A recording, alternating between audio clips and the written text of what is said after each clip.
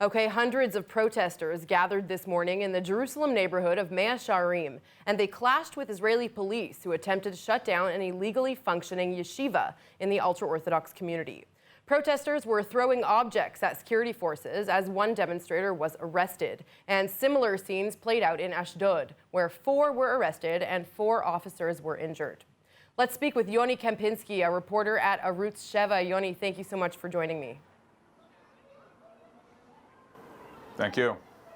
So, Yoni, Israeli police reportedly reached a secret deal with local community authorities in Bnei Brak that they would refrain from enforcing the lockdown if locals agreed not to attack the police. How true is this, and how on earth did we get here? So let's really understand a bit about this deal. This is a deal that we're talking about. Those from this reportedly a deal that was reached was from September. Now that is the second lockdown.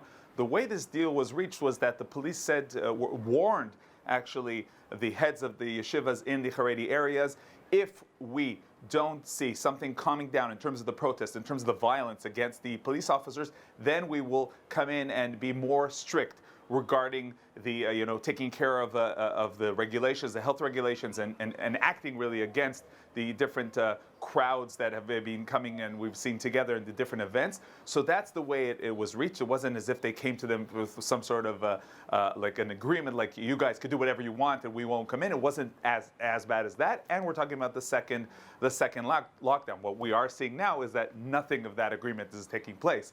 We're seeing serious and violent confrontations between the police authorities and Haredi youths and yeshiva students in many of these areas in Bnei Brak, and also we saw just recently also in Ashdod. So if there was some sort of agreement, it wasn't as much as is being reported, and mainly there's no agreement that's happening now. We're seeing real serious clashes on the scene. Okay, thank you for clearing that up. Now, are the cases really way higher in these communities? If police have different standards in these communities, will there be any chance to stop the spread of the virus? So let's talk about the stats. For sure, the stats are talking about the Haredi community, and to some extent, it was actually worse just recently in the Arab community. The numbers are much more significant. Sometimes we were talking about 40% of the cases are coming from the Haredi community, while the Haredi community is only like 10% or something even less of the Israeli society. Why is this happening? First of all, yes, it is happening because they are not, many of those in those communities are not acting according to regulations.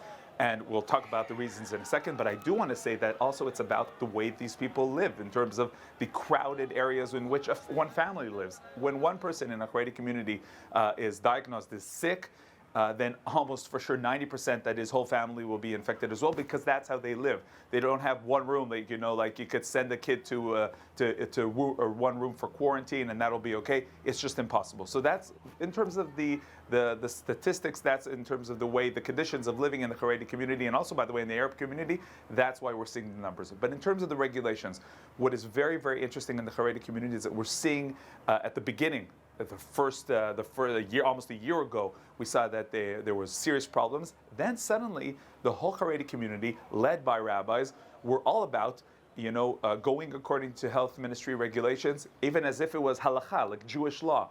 What happened now? The time, people not going to yeshivot, not going to schools, serious spiritual issues that the rabbis and leaders are worried about. So we are seeing less and less, people, yeshivot are opening, synagogues are open, and people are worried about what's going to happen to them spiritually more than worried about what's going to happen in terms of health and in terms of the disease. What can the police do? The police has to act very, very smart, because whenever it comes to confrontations, people go and remember history about confronting different polices throughout the world. The Jews have to win, so whenever there's a confrontation, it doesn't come out good. That's why the police has to act very smart, and it's mainly about explaining, mainly about promoting the health ministry regulations and explaining what's needed, explaining also what the vaccine is needed. It's mainly there, it's not about the police.